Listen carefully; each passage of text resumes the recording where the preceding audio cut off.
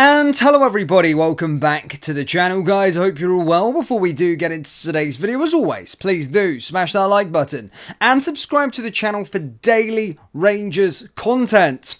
Guys, in today's video, as always, here to bring you up to date with all of the latest Rangers news from the last 24 hours. That includes the huge blow that the club received ahead of a long campaign. Yes, yesterday, of course, it was transfer deadline day and Rangers did make two incoming signings in positions that I've spoke about a lot on the channel that we needed to do. We also got rid of course, some dead wood going out of the door. We've seen Scott Wright go to Birmingham, and we, of course, seen Todd Cantwell head on his way to Blackburn Rovers. Now, I'm not going to speak about those two. They're gone. They're in the past now. I already kind of spoke about Todd Cantwell in a recent video, but he's out of the door, done and dusted. Now, moving on to the players that, of course, did sign for the club. We did report to them very, very early in terms of the deals being done, and I keep my 100% record for done dealing Rangers transfer windows, which is really proud to be there.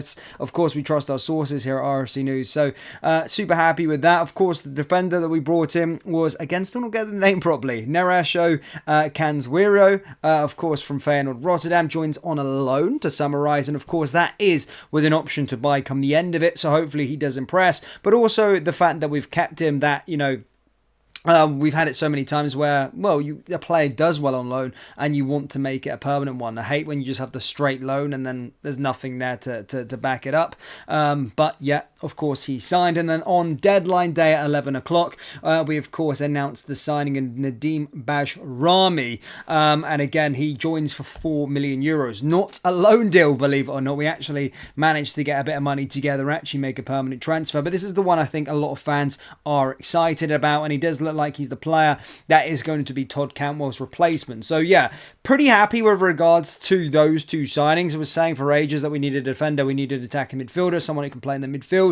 I think that we needed, and that's a very good signing, especially in Nadim Bajrami. I don't know too much, of course, about the defender. However, he has played a lot of game time in decent level, whether that be in the Eredivisie or the Austrian Bundesliga. So happy with those two signings. But of course, we did were handed a huge blow last night, which could have huge consequences on the remainder of the season. Now, some of you may have already knew or seen Fabrizio Romano's tweet go out last night within the last hour that we were working on a deal to bring in Samuel Udozi on loan from Southampton. Fabrizio Romano confirmed last night that we were in advanced talks. However, for whatever reason, we pulled out of the deal, or the deal was pulled out of, and yeah, we didn't get that player. That player, of course, was a winger, played majority of the games last season for Southampton in the Championship as they got promotion to the Premier League, and has already played 2 games in the Premier League since they've returned back. So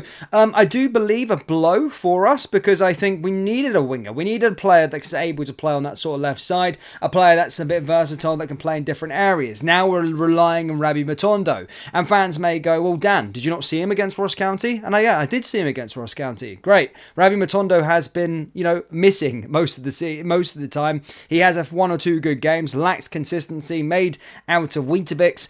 So he is constantly injured, and yes, he has a talent, but it's far and few between, and you can't rely and hang your hat on a player like Rabbi Matondo. So I hope this one doesn't sting us on the arse, and I hope Rabbi Matondo can play a very, very good part going into this season. Of course, on that left wing that he loves and adores, but having said that, history would tell us that he does lack consistency, and he does sort of lack fitness, or a reputable fitness level. So a blow there, I do think, not being able to get that left winger in, but we'll have to wait and see what happens now in January. But for whatever reason, that move didn't go through. Fabrizio Romano was reporting on it in terms of the advanced negotiations, but yeah, as stated, didn't go through, which I suppose is unfortunate and is a bit of a blow, because it would have been a quality addition to have added on that left-hand side. So what is my thoughts on the transfer window in general? Do I look at it and go, am I happy with it? It's okay. It's okay. I think when you're looking at our rebuild, I think everybody gets short-sighted with the term rebuild. Rebuild takes 2-3 years. You know, a rebuild takes 2 transfer windows, takes 3 transfer windows.